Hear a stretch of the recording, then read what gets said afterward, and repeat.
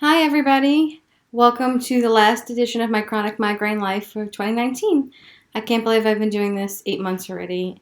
Time has just really flown by. I thought for our last episode today, I would do something a little bit different. A while ago, I asked my brother to come up with a list of questions that someone on the outside might have after watching several of my videos, or even if you've never seen a single one. This would be a good episode to start with so that you can sort of get a recap of my whole story in a nutshell. So my brother has a list of questions. I've never seen them and don't know what they are, but I'm sort of curious to see what he has thought, and hopefully that will help some of you guys out there as well. Brother, whenever you're ready. Okay. So our first one, pretty basic. What age did you start suffering from chronic migraine? I know for a fact I suffered from them in college, but I wouldn't consider myself really suffering from a chronic migraine until I was about 28. I'm 38 now, so probably about 2009 is usually where A decade. A decade. It's interesting that this is the end of this decade and sort of the end of I like to say the height of my illness, because my illness is never completely gone and it could always flare up again. But yeah, a decade for sure. That was 2009 was the first migraine I had that I couldn't break. So that's usually where I put the mark, but definitely had them before. What is a common misconception people have about chronic migraine? The one that bothers me the most is this. That, sure, other people have migraines and even severe headaches and other headache illnesses, but to think that your migraine, where maybe you have to lay down in the dark for 2 hours or you throw up and then feel better, not that that's not annoying, not that that's not serious, is the same as what I had. I have a neurological disorder. I often use the word headache, and that's a mistake because it wasn't actually a headache. And my migraines laid me out for days, even when I was still able to function with them. What was the toughest day on record that you remember? Well, there's a lot of them, but I don't know when this was. It was probably in 2009 or 10, before I started going to the headache clinic at Montefiore. It wasn't really a day, it was the night. It was the night that I couldn't sleep because of the pain in my head, and I hadn't slept, and not sleeping triggers migraines, but of course if you have pain that's waking you up, you can't sleep, and round you go.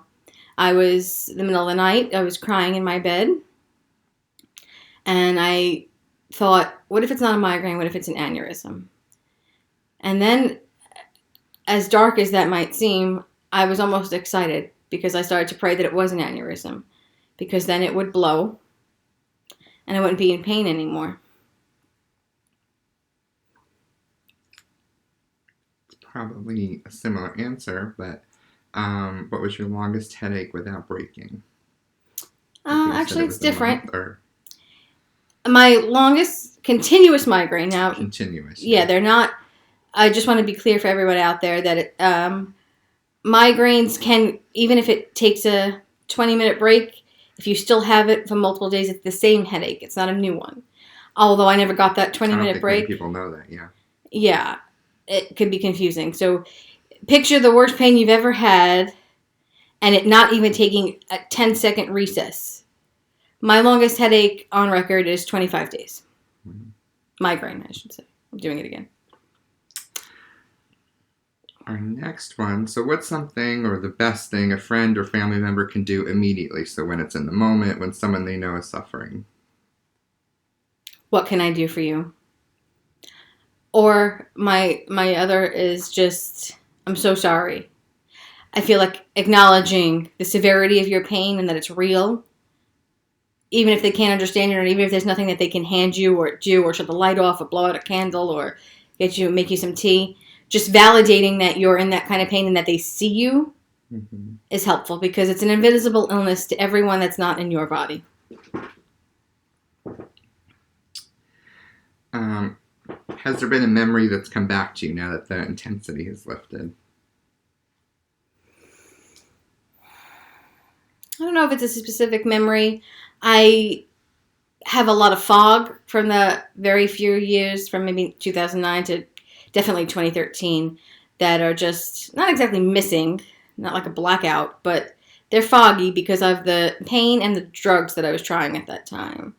I still have a pretty decent memory overall, but I don't know that there's a specific thing that has come back to me exactly in terms of a memory. More of a feeling like who I am and rediscovering what it felt like to be a human being, if that makes sense.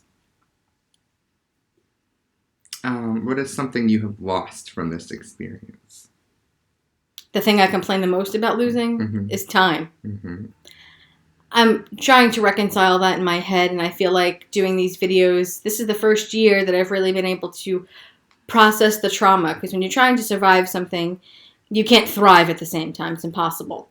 So I think it was a culmination of taking care of my mother during her heart surgery at the end of last year, and me doing better and talking about it, sort of something, it triggered some kind of acknowledgement of what I had gone through. And for me, I always look back and say, I lost those years. Now, of course, it's not really true. I didn't lose them in the actual sense. And everybody has a different trajectory in their life. And I know that this happened for a reason, hopefully to help other people. But yeah, time is the thing that I complain the most about losing. The flip side, what is something you have gained? I've gained so many things, which is just ironic, but I think the biggest thing I've gained is strength in myself. I know that no matter what, I can take care of myself, and I've learned how to be able to be compassionate to other people and know what they need at their most vulnerable and weakest moments. And I think that's a gift that not everybody can have.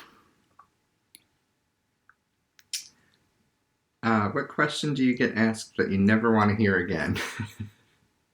Because I know there's a lot. There's a lot. Or maybe I shouldn't say question. What comment do you get that you wish you could never hear again? No, probably both. Similar. You still get headaches? Oh. Yeah. You know that there's this pill that you could buy in GNC. It's pure cranberry or whatever the hell it is. And my sister's mother's best friend's neighbor, it cured her. You need to lose weight. You shouldn't eat bread. Or dark chocolate or something like that. Or dark chocolate, which I never eat because I hate chocolate. Let's think. There's so very many things. Mm-hmm. I know I get migraines too, but I still have to go to work. I used to get that constantly. Right. And that would drive me bananas. That should be the number one. Yeah. Bananas. Everybody's got a solution. Everybody knows things. Yes, I'm fat, but a lot of that is to do with the drugs I was on for 10 years. And food sensitivity, for people that are first watching this for the first time, you should know that you need to see a specialized neurologist, a headache specialist, because not all migraines are connected to food. And there's a process to weed that all out. So that's my PSA on that. And finally, number 10, that was a little bit similar to it. That's 10 already? Wow. That's fast. I was going to say, we'll leave this last one for someone starting their journey, just starting with chronic migraine, is overwhelmed. What advice would you give them that you wish you had known? I think the first thing is hope. If you are like me and you're just starting out and you're the only person you know that has a migraines to this severity, I knew people that had suffered from migraines. My mom said she had them when she was younger, but I was little then.